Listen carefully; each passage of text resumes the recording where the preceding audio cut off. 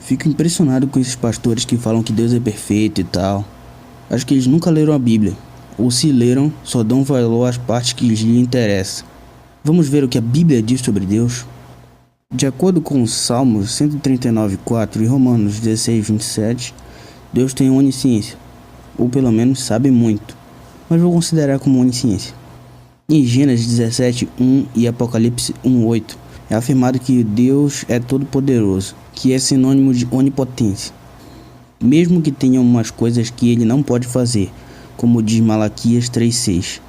Lá está escrito que ele não pode mudar, ou seja, é imutável. E em Números 23:19 e 1 Samuel 15:29 é dito que Deus não pode mentir e nem se arrepender.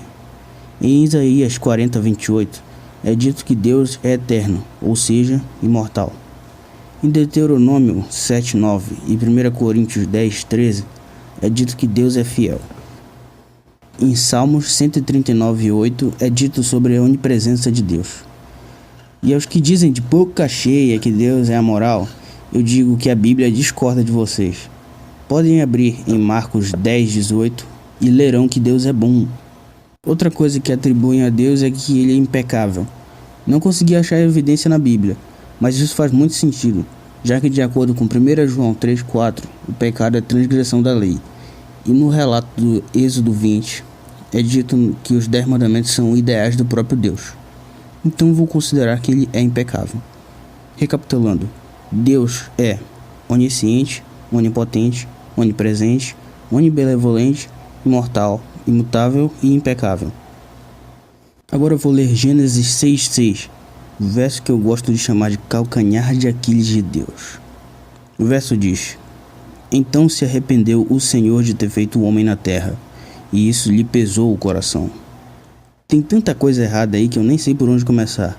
Talvez pela afirmação de que Deus tem um coração, ou melhor deixar pra lá.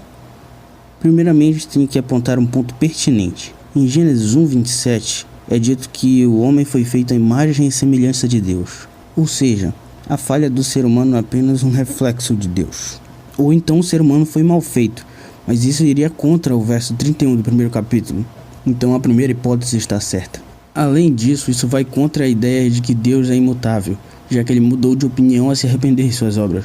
Outro ponto seria a onisciência de Deus. Ele, sabendo de tudo, deveria saber que suas ações poderiam dar errado e não fazer. Como já devem imaginar, a onipresença de Deus também foi por brejo, já que ele não se fez presente no futuro, ou nas probabilidades de futuro, de acordo com algumas denominações. E sobre a onipotência é simples, Deus poderia simplesmente voltar no tempo e não criar os humanos, ou até não criar o diabo, em vez de matar todo mundo num dilúvio. E dentro da onipotência está a onisciência e a onipresença.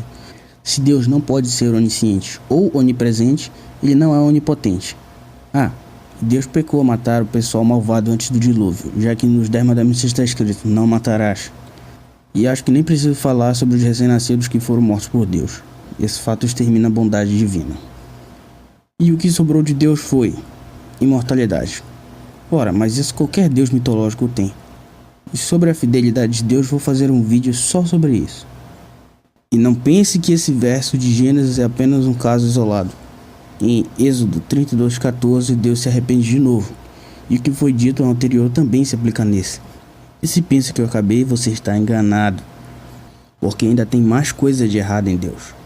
Mesmo tirando esses versos da discussão, ele continua sendo uma contradição.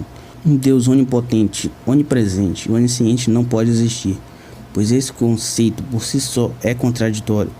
Por exemplo, Deus pode fazer algo que ele não sabia que iria fazer, tipo, ele sabia que ia criar o ser humano, mas na hora de criar, ele mudar de opinião.